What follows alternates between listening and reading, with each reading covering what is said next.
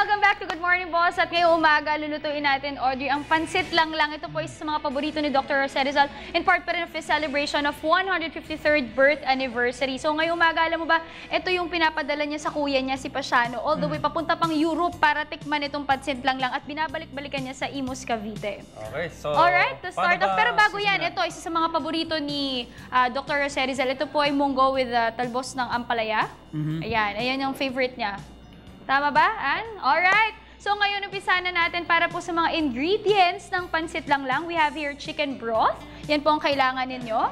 We have shredded cabbage, spring onions, carrots, of course, ang ating toppings, lechon kawali, Okay. egg, adobo flakes, meron din tayong bawang, at fried bawang at chopped, sprinkled onions. Yan. Meron din tayong mga pampalasa, syempre nandiyan ang paminta, asin, at asukal. And of course, alam nyo ba kilala ang pansit lang dahil combined Mickey at sotanghon daw ito. So meron tayo ditong Mickey at sotanghon. So para umpisahan na natin ang ating lulutuing pansit lang, Kuya Audrey, umpisa natin with chicken broth. So, isasalin lang natin siya dito sa ating pan. Pan po ang ating ginamit, mga boss, kasi nga, para mas makita ninyo kesa sa bowl. Pero, advisable na bowl ang gamitin. Sige, okay, so, ikaw na? Okay, tulungan kita Audrey. dyan. Dahil bilang HRM ka naman. Okay, wag puno. Ayan, okay lang.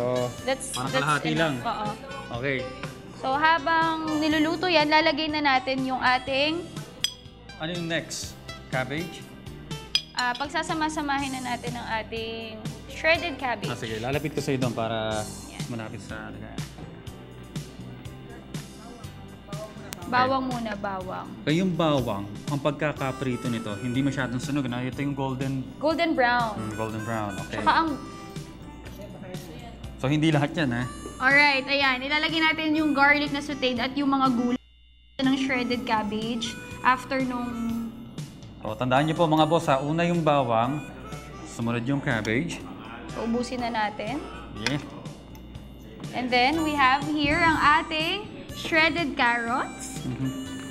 Mamaya, pag natikman natin Ako, healthy ang shredded carrots. malalaman natin Good for kung ano the yung eyes. panlasa ng ating pambansang bayanis na si Jose Rizal. At saka, alam mo, ang pansit kasi, nag-originate ito sa China. So, mga Chinese ang mahilig dito. Pero dahil, syempre, na-adapt na rin ng Filipino culture at tradition, karaniwan ito sa mga birthdays, no, Audrey? Dahil nga for long life. Saka yung mga pag malamig, pag tag-ulan. O, perfecto, lalo na ngayon. Kanina sinabi sa Pag-asa. Humigop ka ng sabaw nito. At syempre, pati na rin ang ating adobo flakes. Okay. So, basically, lalagay lang natin sila lahat. Okay. Ito yung magpapaalat ng konti doon sa may sa may soup. Yung adobo flakes. Yan. Okay, ulitin ko lang. Nauna yung sabaw. Tapos yung golden garlic. Okay. Tapos yung mga Actually, tapos gulay. na, haluin lang natin siya. So sa huli pa pala itong... Pag medyo kumulo na siya, natin So, hahaluin lang natin to lahat para malasahan natin yung pinaka-taste ng mga gulay. And then, syempre, Audrey, kailangan natin ng pampalasa. Nandyan ang asin, asukal at paminta. Depende na rin sa panlasa. Kung gusto natin na mas maalat pa, dagdagan natin ng asin. At kung mas gusto mo manamis-namis yung pansit mo, dagdagan mo na lang ng asukal. Kung mahilig ka naman sa manghang, dagdagan mo yung pepper. Okay. Okay. Yan. At syempre, pag medyo kumukulo na, lalagyan na natin yung ating sotanghon at Mickey. Okay, ito bang sotanghon at Mickey nito? Medyo luto na bago... Yes, ito po ay half-cooked na para mas half-cooked. mabilis. So, kailangan lang natin sila haluin all together. Ang pansit lang po kasi ay kilala siya na hindi masyadong masabaw. Or kulang pa ata, lagyan pa natin. Sige. Okay na ba yan? O dadagdag mo? Ibuhos mo pa. Medyo madami kasi yung sabaw. So, mas kilala So, siya ganun lang. After half-cook nung mga pansit, okay na kagad haluin mo lang siya all together. Pero lagyan mo pa ng lagyan pa natin. Damihan pa natin. Sige. Lahatin na natin. Kasi mas kilala siya, mas konting soup. Kaya mukhang gusto mo nang lumagay sa tahimik at nag-aaral ka na magluto na yan, ha? Naatasan lang. Oh. Paustahin natin si RJ. RJ, good morning. Nako.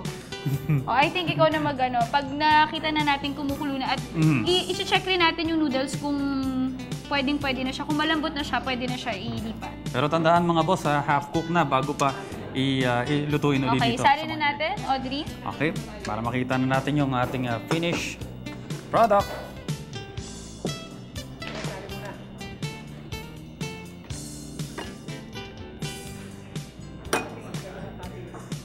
Okay.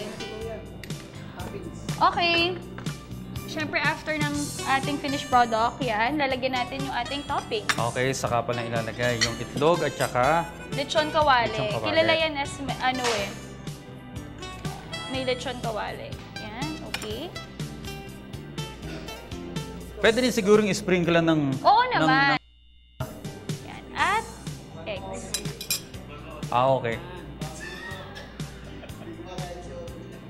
At simula pa kami nung alas 5:30, nandito na kami. Balitaan, nagugutom na rin ako dahil sa hindi pa kami nag-almusal. Alright. Good morning, Sandro. Okay, eto na po ang finished product. Ito na po ang ating finished product. Pansit lang, best served with calamansi. Ito po yung paborito ni Dr. Jose Rizal.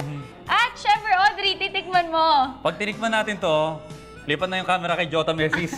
Kasi uubusin ko talaga yan. Alright, at syempre ngayon naman, puntahan natin si Jota Mesis.